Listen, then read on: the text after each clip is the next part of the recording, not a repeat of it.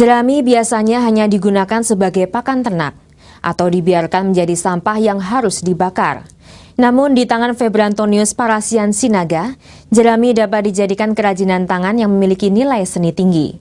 Dan tentu saja dapat menghasilkan keuntungan yang berlimpah. Pria berdarah Batak ini menyulap jerami menjadi lukisan yang dikenal dengan seni kolase jerami. Berikut kisah selengkapnya.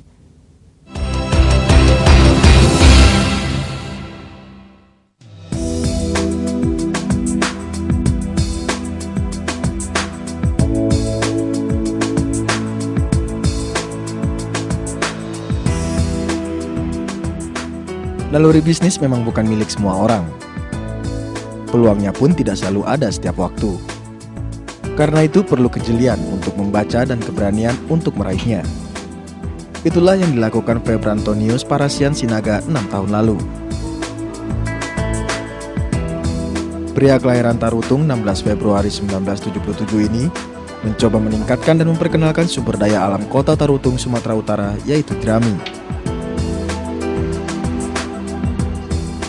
Di tangan seorang kreatif seperti Antonius, begitu biasa ia dipanggil, jerami bisa dipoles menjadi lukisan atau yang dikenal dengan seni kolase jerami.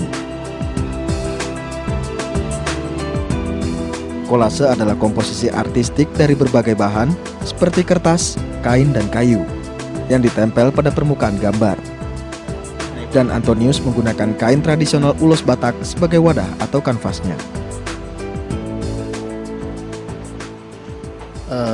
Ini namanya lukisan dari jerami Tapanuli yang dihususkan didatangkan dari Tapanuli, dan saya namakan ini Structuration Art. Nah, saya bermain di art yang ini semenjak kelas 3 SMP. Nah, sekarang saya konsentrasi di bagian art ini karena saya lihat pangsa pasarnya masih kosong.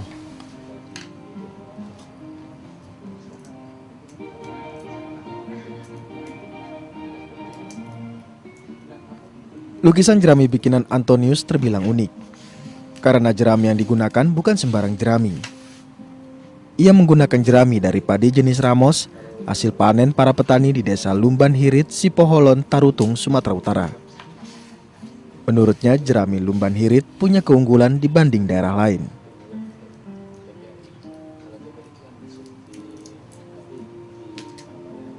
Kenapa saya harus datangkan dari medannya sendiri? Karena tadi perubahan dari warna jerami dari Tapanuli itu mempunyai beberapa faktor perubahan dari warna itu dipengaruhi oleh faktor tanah, faktor jenis padi, dan faktor suhu, juga dipengaruhi dengan faktor pupuk. Di Sumatera, jerami yang saya bawa itu menggunakan jenis padi Ramos, sementara yang di Jawa menggunakan jenis padi IR. Nah, bedanya kalau IR itu berwarna putih, yang dari Sumatera itu banyak warna.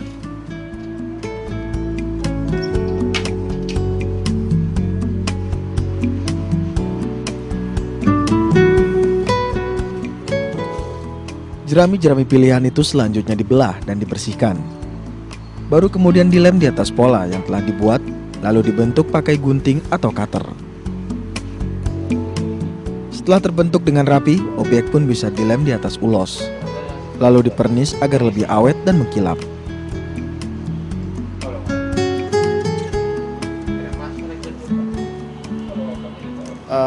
Proses pembuatan daripada lukisan jerami itu tergantung dari medianya sendiri. Saya beri contoh seperti Java. Java itu bisa menggunakan waktu hanya berkisar beberapa hari, 5-6 hari. Sementara untuk di lukisan yang namanya Moses itu berkisar 1,5 bulan.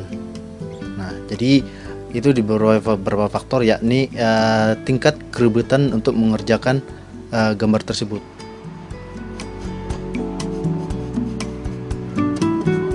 Berbagai karya nan unik berlabel Straw Collection Art telah lahir dari kreasi sarjana akuntansi lulusan Sekolah Tinggi Ilmu Ekonomi Jakarta tahun 2005 ini. Sebut saja diantaranya Chinese Bird, Dragon Singapore, The Heart of Servant, dan masih banyak lagi. Harganya terentang dari 1,5 juta hingga 5 juta rupiah per bingkai. Tak tanggung-tanggung, hasil lukisannya sudah merambah mancanegara, antara lain ke Singapura, Cina, Amerika Serikat, dan Jerman.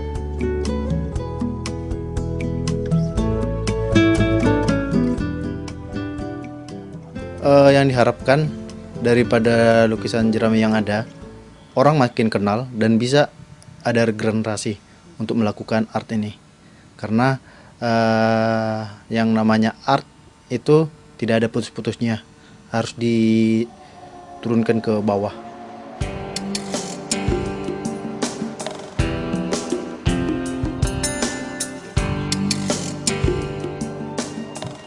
Melalui usahanya, Antonius ingin menginspirasi orang lain juga. Sesuai visinya, ia mau membagikan talenta yang dimilikinya kepada orang lain, agar kelak karya-karya kebanggaannya ini bisa juga ditiru dan dikembangkan oleh orang lain.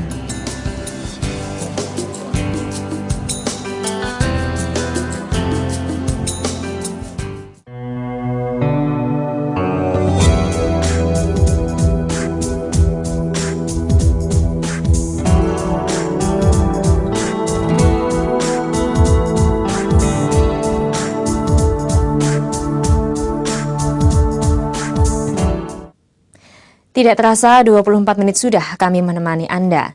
Seluruh tayangan Daai Mata Hati hari ini telah kami hadirkan. Semoga bermakna dan dapat menjadi inspirasi. Terima kasih atas kebersamaannya. Saya Santi Kurniasari, lihat sekitar kita dengan mata hati. Sampai jumpa.